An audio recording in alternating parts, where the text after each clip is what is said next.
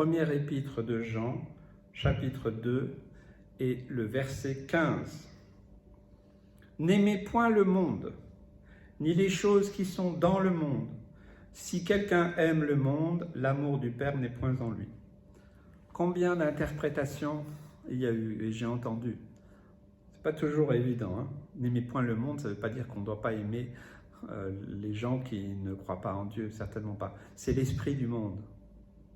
L'esprit du monde qui est contraire à l'esprit de Dieu.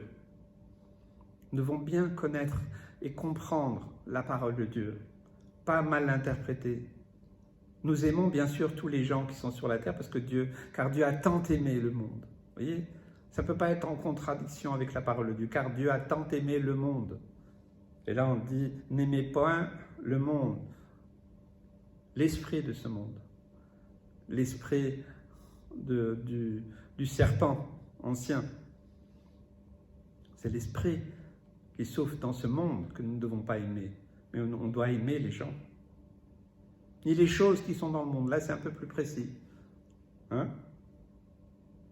Si nous aimons l'esprit du monde et les choses qui sont dans le monde qui sont contraires à la parole de Dieu, contraires à ce que Jésus veut pour nous, alors évidemment, l'amour de Dieu ne peut pas demeurer en lui. C'est pas possible. Dieu est un Dieu jaloux, il ne va pas se partager avec l'esprit du monde. C'est pas possible. L'esprit de Dieu ne se partage pas. Voilà, si notre corps est le temple du Saint-Esprit, il ne peut pas avoir le Saint-Esprit et l'esprit du monde, l'esprit du malin en nous. C'est pas possible. C'est pas possible. Donc, souvent, il y a une bascule. Le Seigneur n'est pas en train de nous juger, il nous dit, faites attention, faisons attention. D'ailleurs, si vous le disiez, Jean, il parle avec beaucoup d'amour, je vous écris petits enfants. Voilà, il parle avec beaucoup d'amour, beaucoup de compassion, il n'y a pas de jugement, il n'y a pas de condamnation dans cela. Et après, verset 16, il décrit, voilà, qu'est-ce que c'est que l'esprit de ce monde? La convoitise de la chair, la convoitise des yeux, et l'orgueil de la vie ne vient point du Père, mais vient du monde. Et le monde passe et sa convoitise aussi, mais celui qui fait la volonté de Dieu demeure éternellement. Nous avons là l'explication. Vous voyez pourquoi il faut toujours lire dans le contexte, puis avant et après, pour ne pas prendre un texte, le sortir de son contexte et d'en faire un prétexte, comme disait ma mère. Hein. Je crois vraiment que c'est important. Donc n'aimez pas l'esprit du monde, ni les choses qui sont décrites.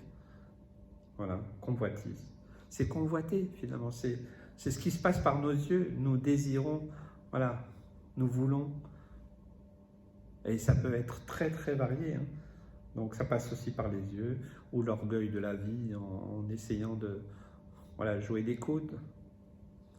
Ça ne veut pas dire que nous devons vivre dans la pauvreté ou dans un monastère retiré de ce monde, certainement pas. Non, nous vivons, nous ne sommes pas du monde, mais de l'esprit de ce monde, mais nous vivons dans ce monde parce que Dieu a tant aimé ce monde qu'il a donné son Fils. Et donc nous devons aller à la rencontre de ces personnes parce que Dieu les aime et cherche leur cœur. Vous voyez, mais c'est pas facile aujourd'hui. Dans un monde ultra médiatisé, soi-disant moderne, technologique.